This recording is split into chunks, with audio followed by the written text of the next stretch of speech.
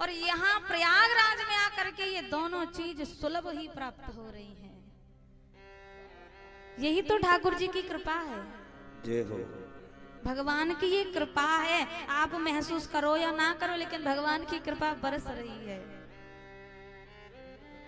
अच्छा, कई बार तो ये होता है, कई मनुष्य कहते हैं कि अरे भाई साहब क्या बताएं, परमात्मा की कृपा सबके ऊपर है लेकिन हमारे ऊपर नहीं है। भगवान की कृपा सबके ऊपर है लेकिन हमारे ऊपर नहीं है।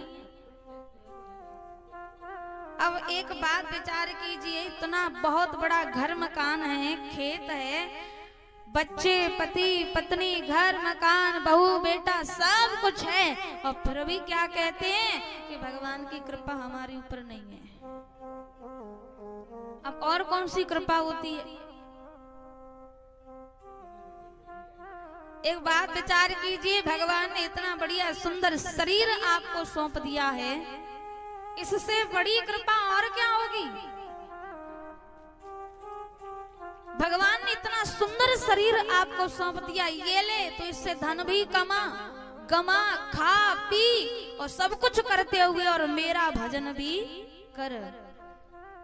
लेकिन भजन कोई करता है? मनुष्य इंतजार करता है, अभी तो हम नौजवान हैं, युवा हैं, जब वृद्ध हो जाएंगे तभी ये झोली माला तिलक छापे लगाएंगे। अभी हम युवा हैं, अभी हमारे मस्तक पर ये तिलक छापे अच्छे नहीं लगते हैं, अभी हमारे हाथ में झोली माला अच्छी नहीं लगती है, अभी हम संतों के सानिध्य में जाते हुए शोभा नहीं लग रहे हैं। वृद्ध हो जाएंगे, बूढ़े हो जाएंगे, तब जाएंगे, तब गुरु जी की सेवा करेंगे तो अच्छे भी लगेंगे। अभी तुम नौजवान हैं, अभी हमने कुछ देखा ही नहीं है दुनिया में। रात्रि होने के बाद में सुबह तो देख ही लिया, और क्या चाहिए देखने को? क्या पता रात्रि में सोते सोते ही चले गए ऊपर, तो सुबह भी नहीं देख पाओगे। और एक और बात, वृद्ध अवस्था में, बुढ़ापे में भगवान का भजन नहीं होता है। आप सोचें, जब हम बूढ़े हो जाएंगे तब भगवान का भजन करेंगे। कई मनुष्य तो इंतजार करके बैठे, भैया अब की बार तो बारिश भी होगी, थोड़ी ठंडी भी ज्यादा है, अब की बार हम कुंभ में नहीं जा रहे, 12 साल बाद फिर जाएंगे अगली बार।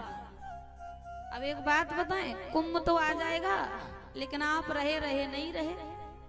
भरोसा है आपको कि 12 साल बाद आप जीवित रहोगे? एक क्षण का नहीं पता है कि एक क्षण बाद क्या हो जाए, और इंतजार क्या कर रहा है कि अब नहीं 12 साल बाद फिर जाएंगे, अगली बार जाएंगे। एक क्षण का भी भरोसा नहीं है कब क्या हो जाए। इसलिए आपको जहां जाना है वह जाइए वहां। यदि संतों के सानिध्य में जाना है तो चले जाइए, सोचना नहीं है, विचार नहीं करना है।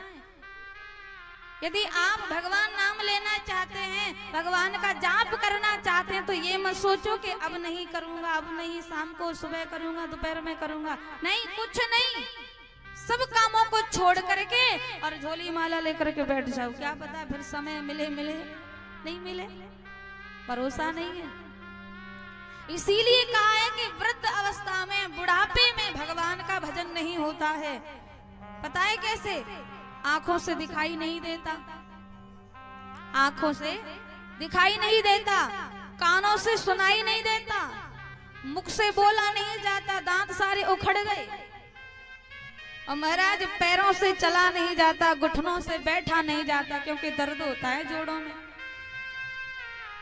दर्द होता है ना, धरती पर आसन लगा के बैठा नहीं जाता। अब बताओ भजन कब करोगे? और यदि आकर के बैठ भी जाएं तो मन ठाकुर जी के चरणों में नहीं लगता, मन तो बस घुटनों के दर्द पर जा रहा है कि कैसे भी करके दर्द सही हो जाए। पता है वो परमात्मा बार बार संकेत देता है कि भैया इन आंखों से आपने खूब दुनिया को देख लिया, अब आंखों की रोशनी चली गई है, इसलिए दुनिया को छोड़ करके अब हृदय की आंखों से तू मुझे देख, मुझे निहार।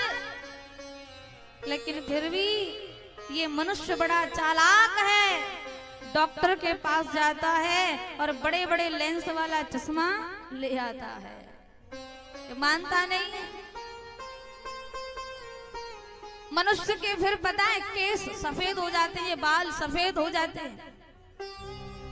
तो भगवान कहना चाहते हैं कि खूब आप नौजवान रहे, युवा रहे, दुनिया में खूब आपने मस्ती की। अब तो सबको त्याग करके भैया अब तो बाल सफेद हो गए, अब तो बूढ़ा होने को है, अब तो भजन कर ले।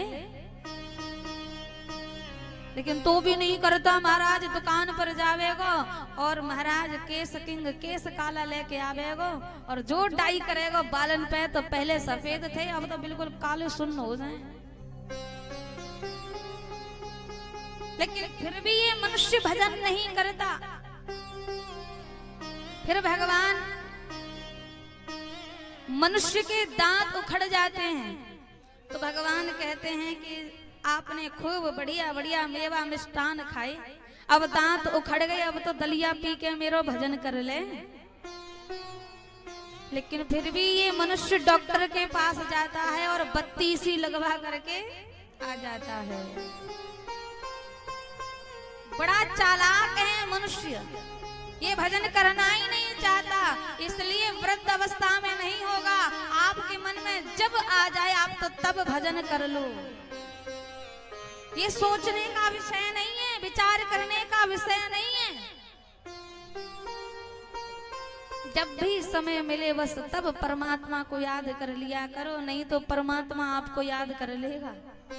समय से पहले जाना पड़ेगा। भजन कर मनुआ तन की गुफा में। भजन करने के लिए जाना कहाँ है? तो भजन आपको इसी शरीर से करना है और मन से करना है। भजन कर मनुआ, मन कहाँ? तन की गुफा में। ये क्या है? ये शरीर रूपी गुफा ही तो है। इसी में महाराज ज्ञान इंद्रियां, कर्म इंद्रियां, इन सबको आप जब काबू में कर लोगे और तो महाराज भजन हो जाएगा। और इसी शरीर से जो कुछ करना है तो इसी से होगा, इसी से परमात्मा प्राप्त होगा। यातन में तो ये राम मिलेंगे, राम मिलेंगे तो ये श्याम मिलेंगे। और मिलेंगे कब?